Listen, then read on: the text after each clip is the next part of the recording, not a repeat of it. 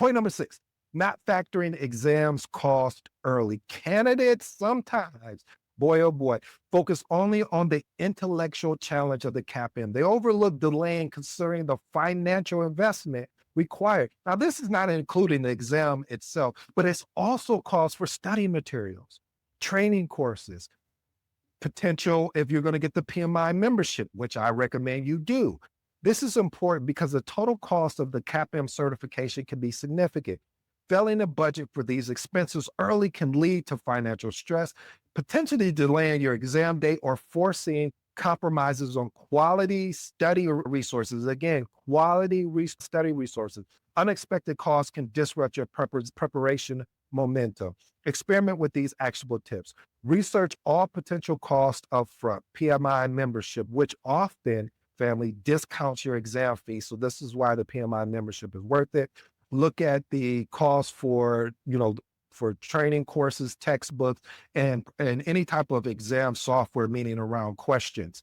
Next one, create a realistic budget for your certification journey and plan how you would cover these expenses. And the last and final one, consider the cost of potential retake in your contingency plan. Your primary goal should be to pass on the first attempt. And the reason why I talk about that is because I had to take the CAPM exam twice, which I was frustrated that I even had to do it again because I was like, yeah, I got this book, which should be just all I need. And no, I needed more. I needed an accountability coach. I needed a trainer. I needed someone that when I got stuck that I can bounce this information off of. Point number 7, disregarding the exam environment setup. For candidates taking the CAPM exam, I'm going to speak for online. So online, PMI has their platform is OnVue, I think it's ONVUE.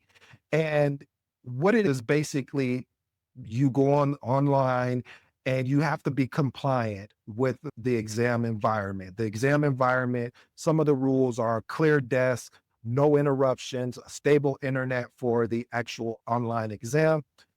And all of this has to be validated before you actually get to take your exam. If not, then you're going to have to reschedule and potentially that may forfeit your exam fees. So if you decide to take it online, make sure you understand the compliance that are associated with taking it online. Now, if you take it at the test center, you also want to make sure that you are prepared as well because it is a different environment, meaning that you have to take everything out of your pocket. You have to make sure that, they wind you down to make sure you don't have anything because they want to keep the integrity of the test, which I appreciate. And then you're in there with other people taking other tests. Although it's quiet, it's still something that you want to practice at your home. So experiment with these actionable tips. Thoroughly read all pre-exam instructions from PMI to Pearson. So Pearson is the on-site location where you would go regarding requirements, especially your ID verification, room setup, and prohibited items. Next one, perform any required system checks well in advance of your exam date. And the last and final one, prepare your testing space for meticulous. If you're taking it online, ensure it's quiet, ensure it's private, ensure that it's free of any prohibited materials.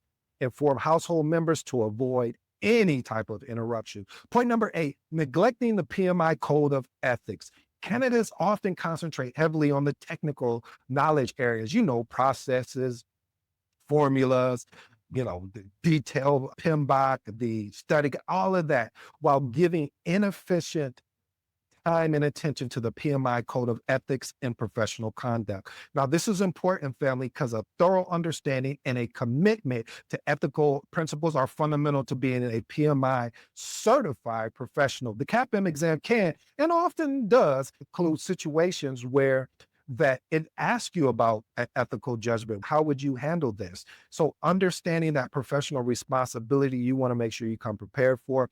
So experiment with these actual tips, download, read it, and ensure you understand the PMI code of ethics and professional conduct from the PMI website. Reflect how the core values, which are responsibility, respect, fairness, and honesty, apply in various project scenarios.